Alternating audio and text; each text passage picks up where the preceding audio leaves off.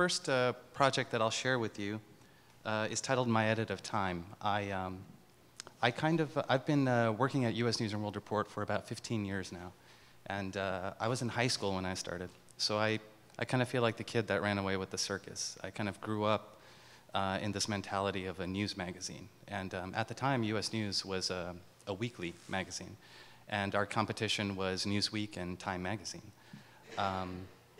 The News Weekly is very interesting to me because I think oftentimes people think of it as something that's a week in review, but actually the news magazine has a culture of projecting ahead. It's trying to kind of predict almost what the news will be. So for this project, I'm looking at Time Magazine on pages of a light table. Very similar to how I kind of grew up in the mentality of photo editing, looking at slides on a light table. I inspected page after page of Time Magazine and found these really interesting juxtapositions that just kind of occur. So the only thing that I'm really controlling in this case is the crop. So these are just, one side of the page on a light table, and I'm either focusing on the depth of field or just the composition is the only thing I'm really controlling. And I won't necessarily talk about, every single image as I kind of go through things, but some juxtapositions are significant culturally and others are very much politically. And this is very much still a work in progress. My goal is to, and I'm almost there, have a decade of time. So I almost have 10 years of it. Yes, please, please. I did look at a lot of his work, and I know that he's done something similar for single pieces. So I found it very good. I've really looked at some of his work, but I think for me this is almost like a phenomenology, sort of timeline. There's the obvious metaphor of kind of looking in between the lines or reading in between the pages. But it's also a documentation of something that's kind of happening throughout a publication, just happenstance. So I'm really drawn to the idea of things just kind of happening naturally in plain sight, and your observation as an artist around that, or putting something in a different context. Especially in regards to, the old saying of the newspaper being a draft of history. I think advertising is just as critical to that, and how it plays into that role. That's George W. Bush during the Abu Ghraib prison scandal.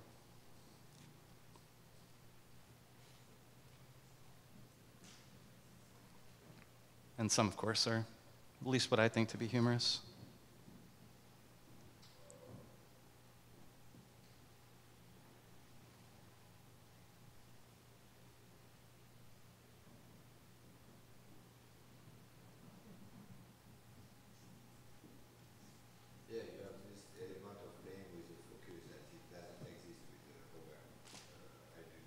Right, right.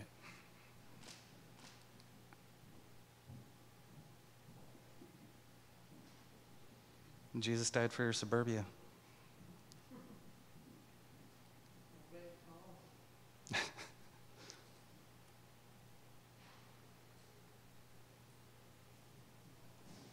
So one of the interesting things that I've noticed while doing this is different companies are advertising more often through certain periods of time, and then that changes. So for example, the Spirit of America, Mutual of America, the retirement company has been something that's been recently advertising in Time Magazine a lot. So they usually kind of buy chunks of advertising throughout the publication for given time periods.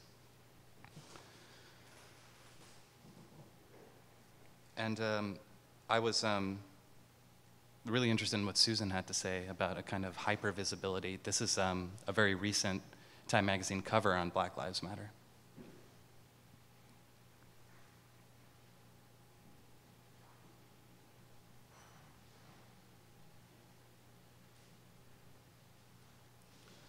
So I'll switch to another series, and again, this kind of goes back to me taking some motivation from my photo editing kind of experience. In 2005, Hurricane Katrina made landfall, and that was the first time in my professional and personal life where I witnessed, not in the field, I wasn't there covering it myself, but such a public display of death, which is something that in images we're accustomed to seeing all over the world, but you don't see that in America. And I'd never seen it like that before take place. So based on images that I saw repeatedly in news media, images that I was editing myself or publishing myself, something that really stood out to me was corpses being covered in white sheets. There was one in a wheelchair. There was one just in very different positions and very different environments, all related to this. And the white sheet, obviously, is something that's very symbolic to me. In India, for instance, when you attend a funeral, you wear white. And of course, the history of the white sheet in this country, according to race and other things, is a very obvious one. So the project started with me being the corpse, even though this wasn't the actual finished product. The actual finished product was a video, which I'll show you in a minute. But I mimicked the corpses, or the images of the corpses that I had kind of seen. And then the end piece was a video. So while doing this, I had a video camera underneath the white sheet that I carried with me. And as exhibited, the video is projected into kind of a framed container. So I'll play the video for you, or at least a portion of it.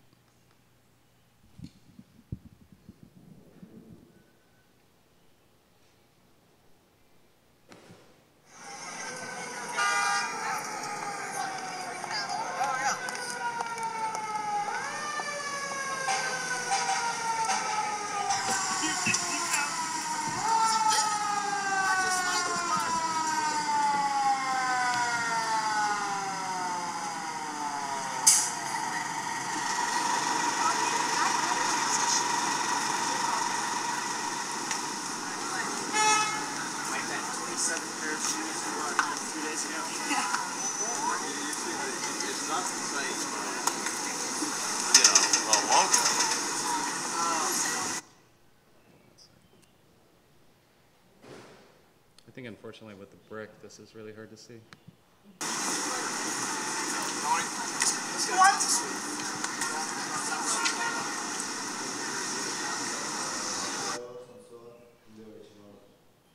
Maybe I can just turn this around. There isn't too many people here, so.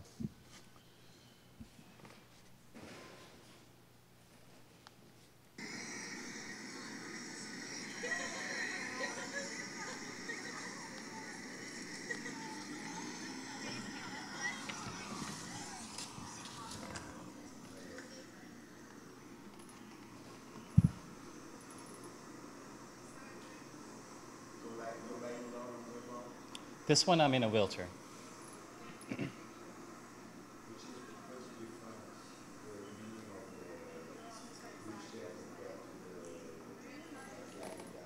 I felt the wheelchair was even more symbolic, that the person who has kind of been deceased in a situation that is even exaggerated. They're already immobile, they've already passed, but the fact that they're deceased in a wheelchair gave it an extra level of immobility and visibility in that sense. It's one thing for someone to be laying there. It's another thing for someone to be so stationary in something that's meant to be mobile.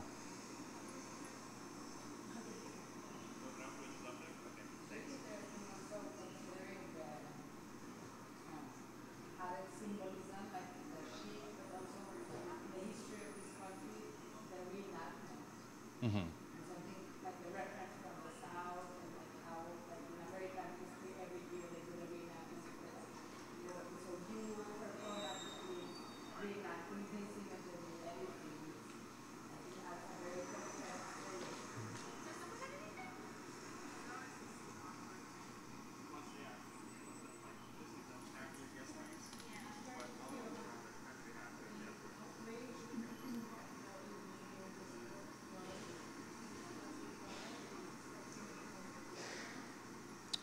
Sorry, say that a little. I can't hear you actually.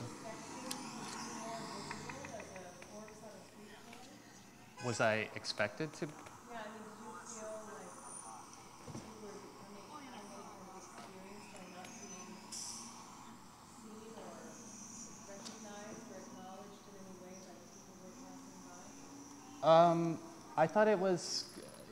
Certainly wasn't necessarily meant to be like from like an anthropologist or like a sociologist like kind of point of view, because obviously it's not a fair study in that way.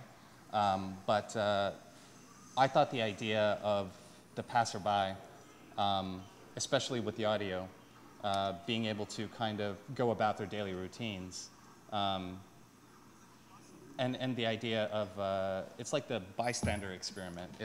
If you're alone, I mean, there have been studies on this, and if you see smoke in a hallway when you're walking down, let's say an office building, you are much more likely to say something about it or do something about it.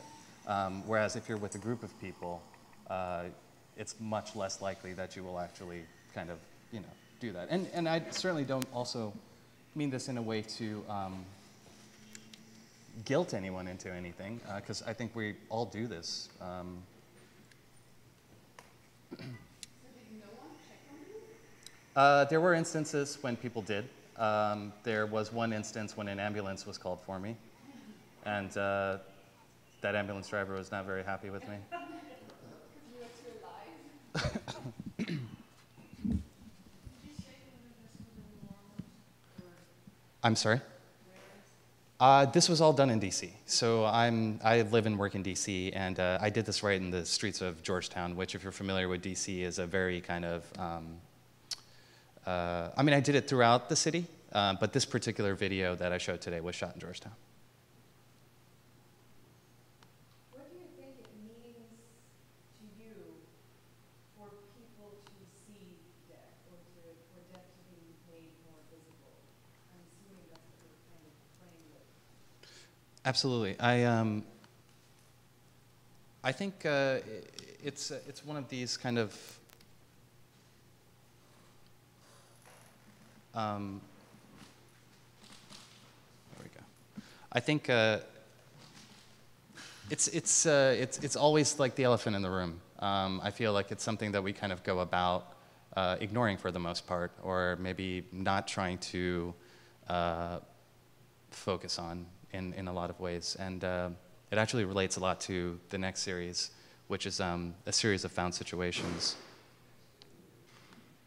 I don't want to ask you to project for other people. You think for yourself, at least, that your own work has made you more or less sensitive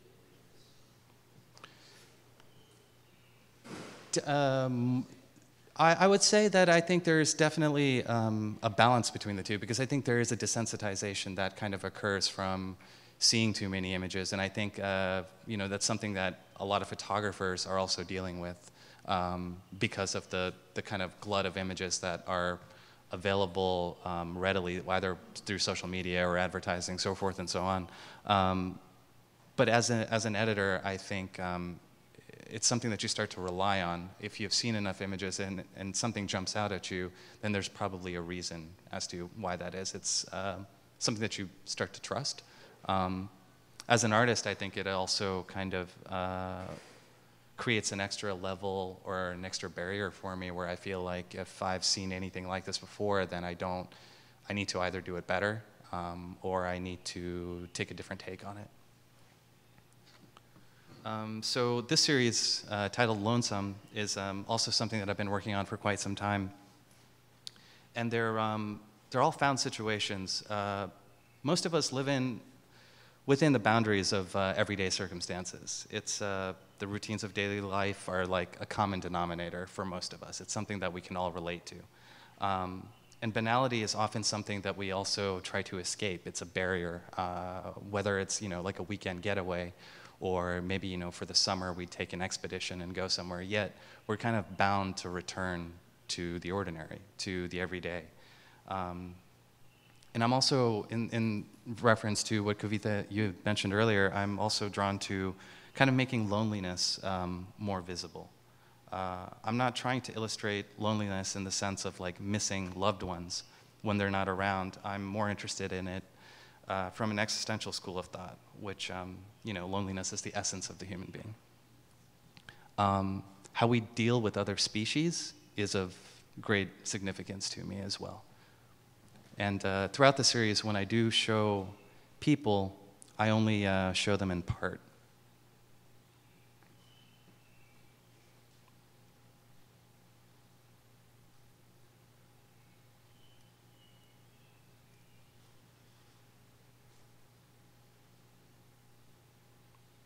There's a focus, obviously, on absence as well, which I think is I try to focus on the kind of residue of presence through absence. And I'm mesmerized by fabrics. You'll see this over and over again. It's something that I think is a temporary container for that.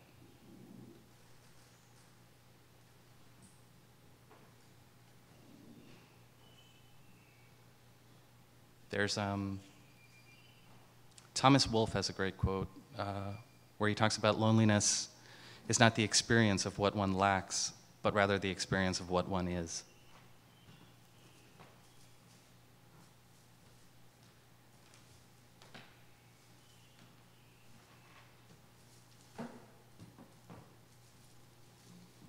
You can imagine how happy I was to kind of find this situation. I was like a little kid on Christmas morning.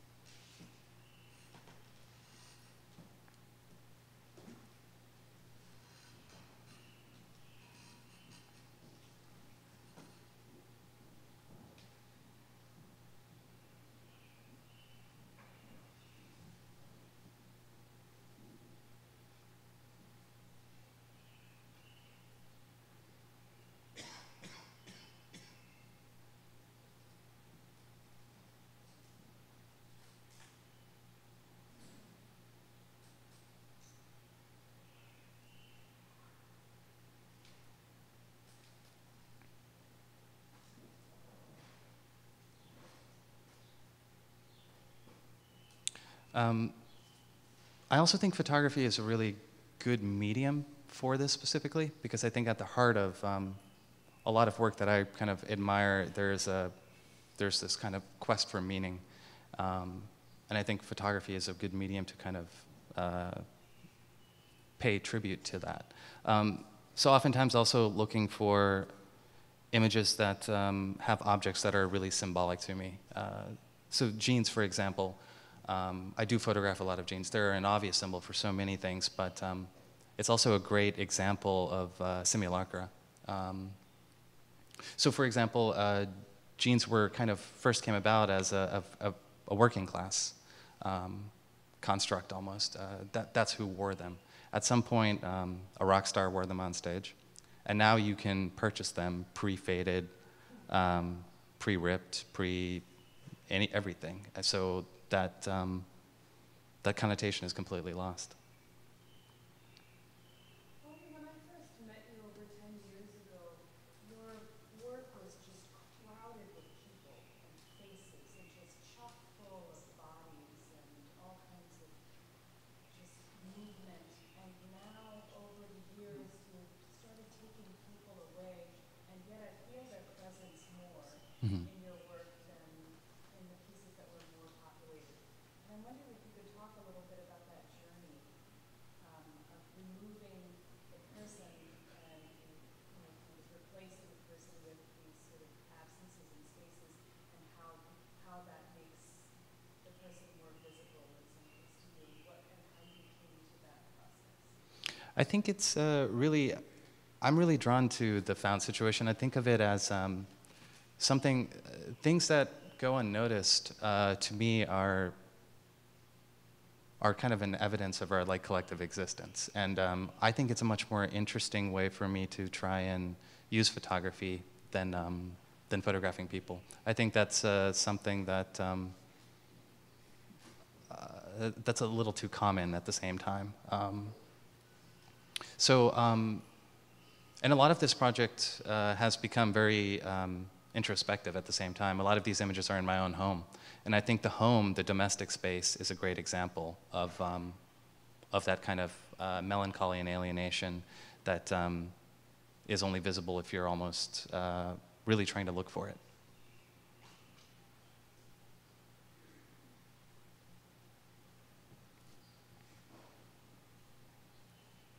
I also try to work with cliches. I think as an editor, it's really difficult to, you see the same type of images over and over again. And one of the challenges of photography, in my opinion, is, to kind of rephotograph something that's been photographed millions and millions of times, but try to do it in a more interesting way. It's almost like your work now is a process of editing, removing clutter and clarifying what you see. Definitely, and even though I'm not manipulating any of these situations, I think that has to do with the subtractive mentality of photography. We were talking about seeing earlier, and I equate seeing to having dinner at a busy restaurant with a close friend. You can listen to all of these other conversations taking place, but you choose to kind of hone in on the conversation that you're having with your friend. So I feel like photography is a great example of that, because there is so much, but you choose to kind of really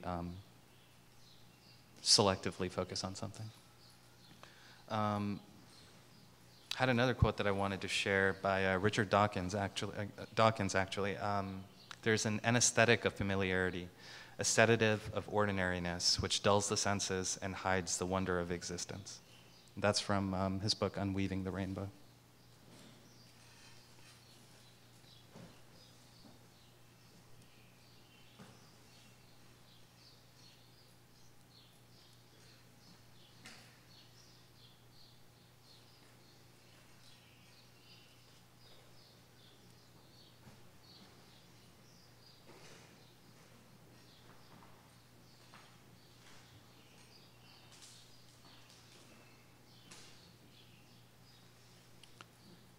If you ever want to come over, I'll make you dinner.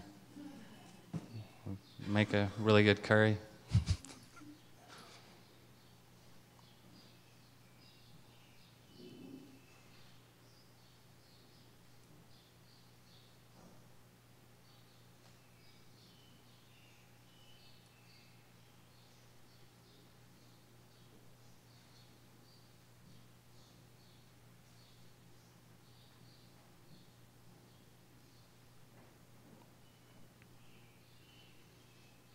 This, for instance, was a play on solitaire.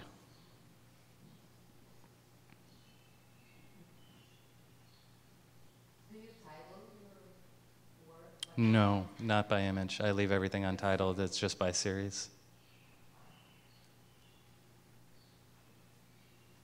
And do you consider them as a body of work that needs to be seen better in a book form, for instance, or? Not necessarily, but that is the goal for a couple of these projects. So when I do exhibitions, I try to do them in a they usually have more of an installation feel.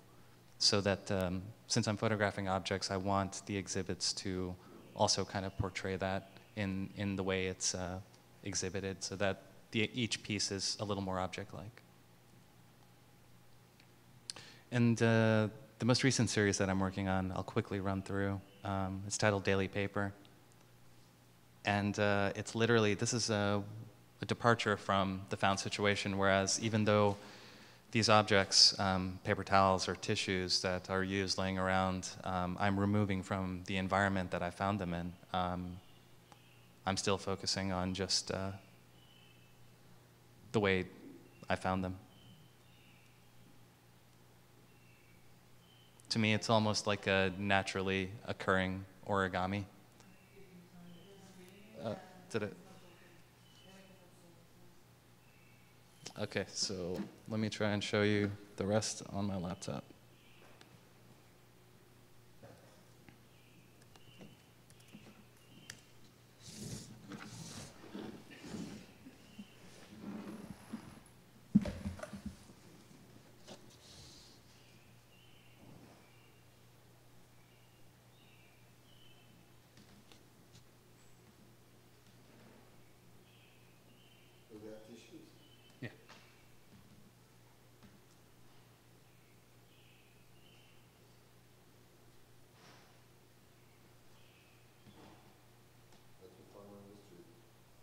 lot of them are found at home.